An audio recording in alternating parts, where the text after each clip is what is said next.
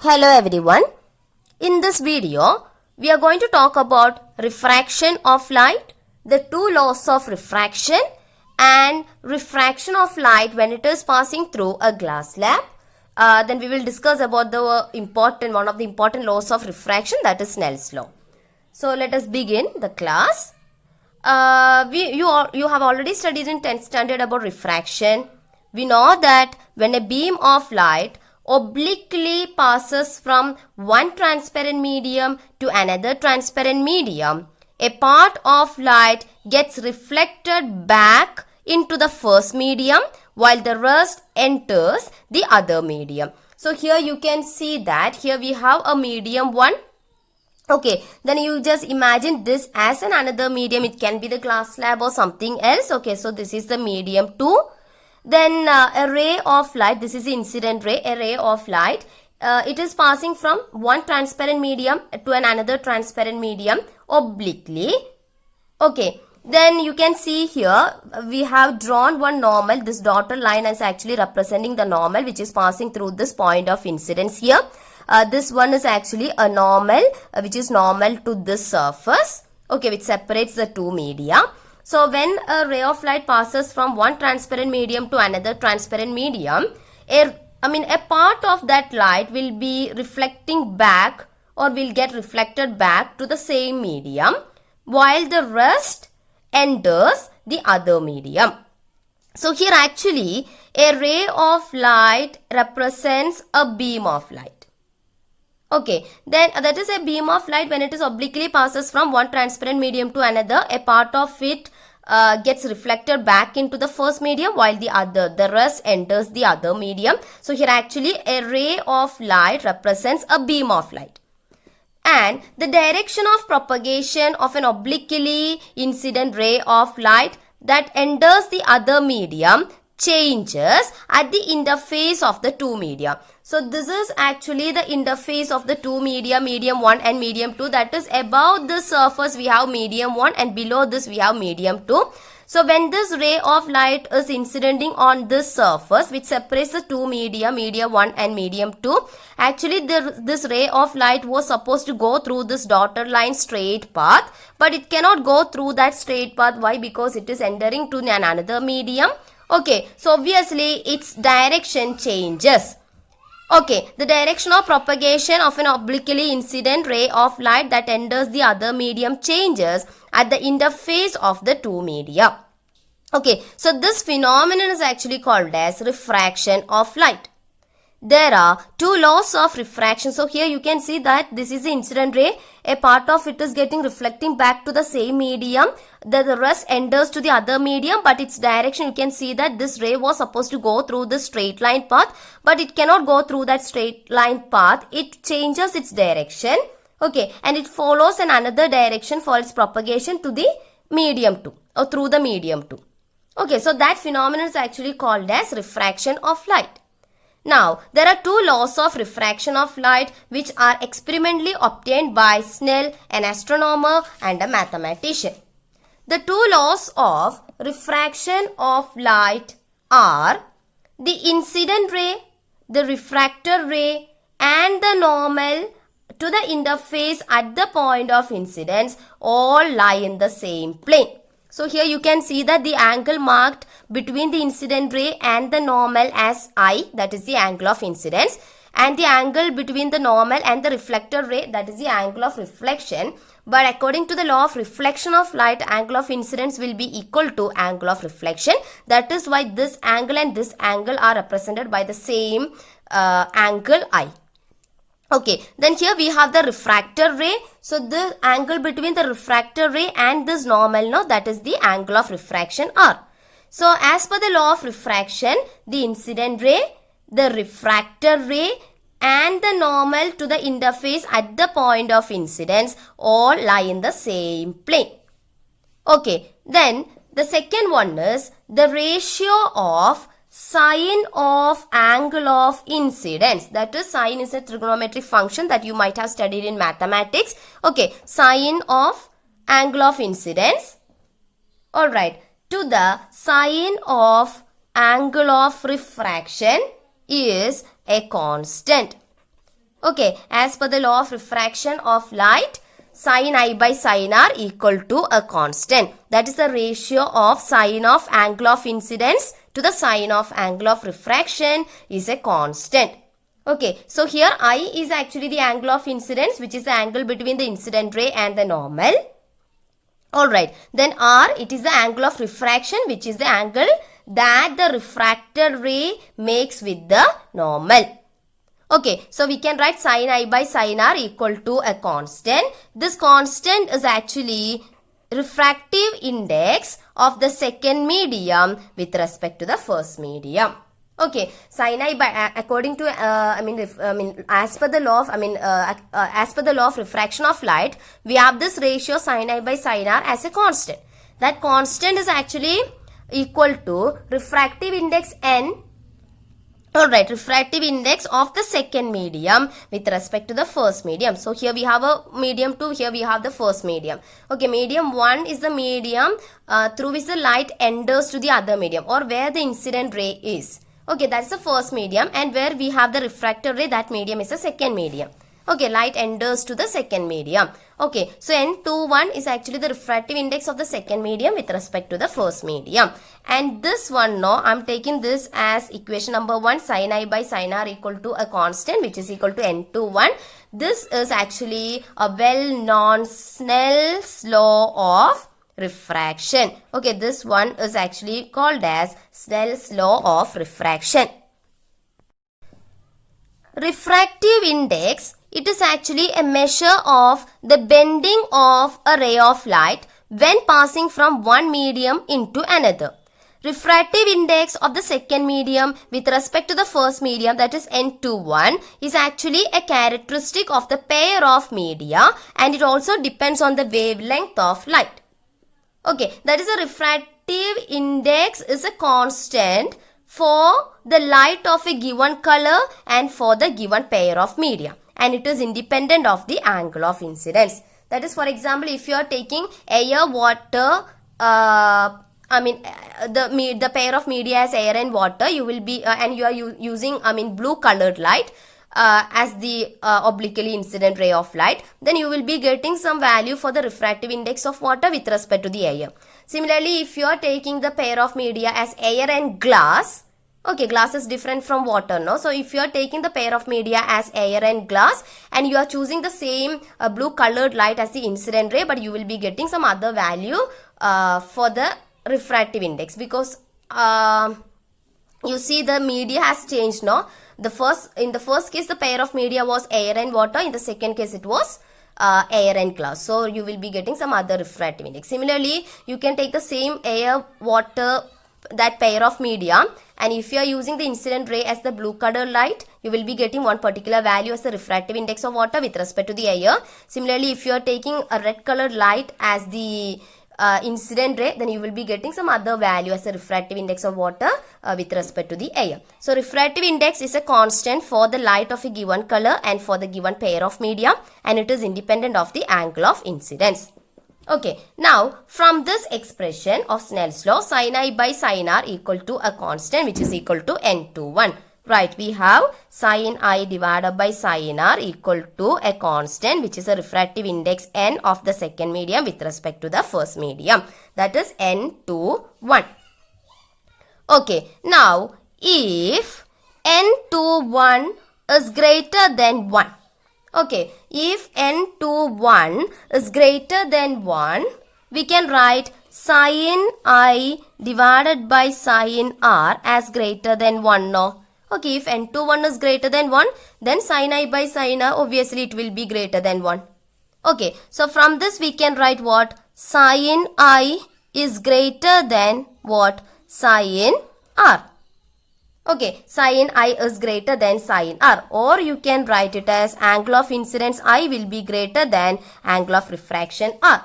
Angle of incidence is greater than the angle of refraction, or we can say that angle of refraction is less than the angle of incidence. So, this is a case in which the angle of refraction is less than the angle of incidence. You see, in such a case, the medium 2 is said to be optically denser than the medium 1. That is, actually you can see here we have a ray of light incidenting from medium 1 to another medium 2. Let both be the transparent medium. Then this ray, this is the incident ray. This was supposed to go through this dotted line, straight line path. But since it is entering from one medium to another medium, it changes its direction. Refraction takes place. So its direction changes, its propagation, the direction of propagation changes, and it passes through another direction. Okay, it propagates through another direction. That is, refraction takes place here. So this is the incident ray and this is the refractor ray. This is the point of incidence, and we have a normal which is drawn through that point of incidence, and the angle between this incident ray and the normal, that is the angle of incidence I. Then angle between the normal and the refractor ray, that is the angle of refraction R, marked here. Incident ray is here in this medium, that is why it is written as medium 1, and the refractor ray is here, that is the medium 2.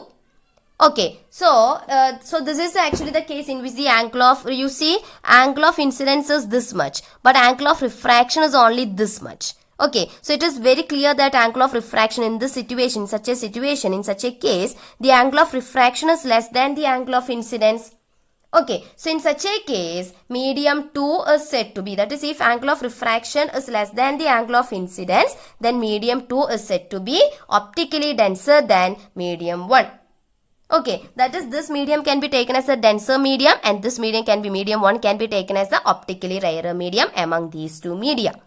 That is, when a ray of light obliquely passes from an optically rarer medium to an optically denser medium, the ray of light refracts or bends towards the normal. Okay, this is our normal which is passing through that point of incidence. So when a ray of light obliquely passes from optically rarer medium to an optically denser medium, the ray of light refracts or bends towards the normal. Alright. Now, if n21 is less than 1, what happens? n21 is less than 1 means what? Sin I divided by sin R is less than 1. Okay, because sin I by sin R equal to n21, refractive index of the second medium with respect to the first medium. So when sin I by sin, when n21 is less than 1, then sin I by sin R will also be less than 1. Okay, sin I by sin R is less than 1 means what? Sin I is less than, okay, I am taking the sin R to this side. So sin I is less than sin R. Alright, sin I is less than sin R means what? That implies I, angle of incidence I, is less than angle of refraction R. Okay, that is, when n21 is less than 1, the angle of incidence will be less than the angle of refraction. Or we can say that the angle of refraction is greater than the angle of incidence. So, this is the case in which the angle of refraction is greater than the angle of incidence. That is, here you can see that we have a medium 1 here where the incident ray is, and we have the medium 2 is where the refractor ray is. So, here the angle between this incident ray and the normal which is passing through that point of incidence, that is the angle of incidence I. Then this ray is traveling from medium 1 to medium 2. It got refracted and it is propagating along another direction. And so here we have the refractor ray, and the angle between the normal and the refractor ray, that is the angle of refraction R. And from this figure, it is very clear that the angle of refraction R is greater than angle of incidence I. Right, this is our condition. Okay, so angle of here, the angle of refraction is greater than the angle of incidence. Okay, so in such a case, the medium 2, okay, that is said to be optically rarer than medium 1. That is, medium 2 will be optically rarer in such a situation, and medium 1 will be optically denser compared to the medium 1. Alright, that is, when a ray of light obliquely, you see the ray of light is traveling from here, not from up to down, it is from down to up. Okay, it is traveling from medium 1 to medium 2. Medium 1 is here and medium 2 is here. So when a ray of light is obliquely travels from optically denser medium to optically rarer medium, the ray refracts. The ray was actually supposed to go through the straight line path, but it couldn't because due to refraction, it bends away from the normal. So when a ray of light obliquely travels from optically denser medium to rarer medium, the ray refracts or bends away from the normal. Okay, the ray refracts or bends away from the normal. Alright, here medium 1 is the medium in which the incident ray is, and medium 2 is the medium where the refractor ray is. You should not get confused with the optical density with the mass density actually. Mass density is the mass per unit volume. The ratio of speed of light in the two media actually gives us an idea about the optical density of the medium. The more optically dense that a material is, the slower that the wave will move through that material. Light travels slower through optically denser medium and light travels faster through optically rarer medium. Alright, if we consider the two media, turpentine and water, mass density of turpentine is less than that of water, but its optical density is higher.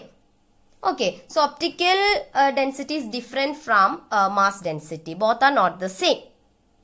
If N21 is the refractive index of the second medium with respect to the first medium, and if N12 is the refractive index of the first medium with respect to the second medium, then the refractive index of the first medium with respect to the second medium can be written as 1 by N21. Okay, N21 is the refractive index of the second medium with respect to the first medium. N12 is the refractive index of the first medium with respect to the second medium. Then the relationship between them is N12 is equal to 1 by N21, or N21 is equal to 1 by N12. Okay, and if there is a third medium, and if N32 is the refractive index of the medium 3 with respect to the medium 2, then this N32 can be written as N31 into N12. Okay, that is if there is a third medium and its refractive index of the third medium with respect to the second medium is N32, then this can be written as the product of N31 and N12. That is, a refractive index of the medium 3 with respect to the medium 2 is equal to refractive index of medium 3 with respect to medium 1 into refractive index of medium 1 with respect to medium 2. Alright, so we can write like this. Now, consider a glass slab A, B, C, D. Here we have an incident ray which is obliquely traveling from air to glass. Okay, air to glass first.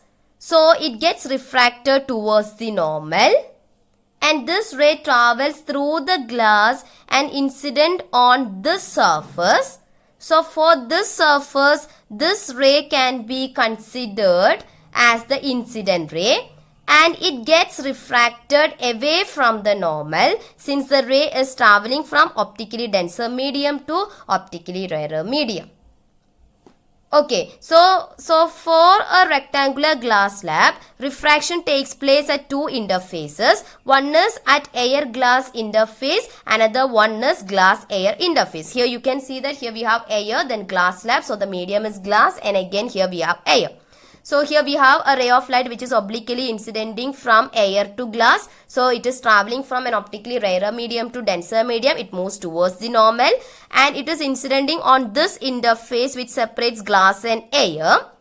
And for this interface DC, this ray can be considered as the incident ray. So again it is getting refracted away from the normal. Why? Because this ray is traveling from an optically denser medium glass to optically rarer medium air. Okay, so for this interface AB, this one is the incident ray and this one is the refractor ray. Okay, so this angle is the angle between the incident ray and the normal, that is marked by I1, angle of incidence, and this angle is the angle of refraction, that is the angle between the refractor ray and the normal. This is the angle of refraction represented by R1. Okay, for this interface DC, this ray is the ray incident on it. So we can call it as the incident ray, and this one is the refractor ray. So this angle, which is the angle between the incident ray and the normal, that is also a kind of angle of incidence represented by I2.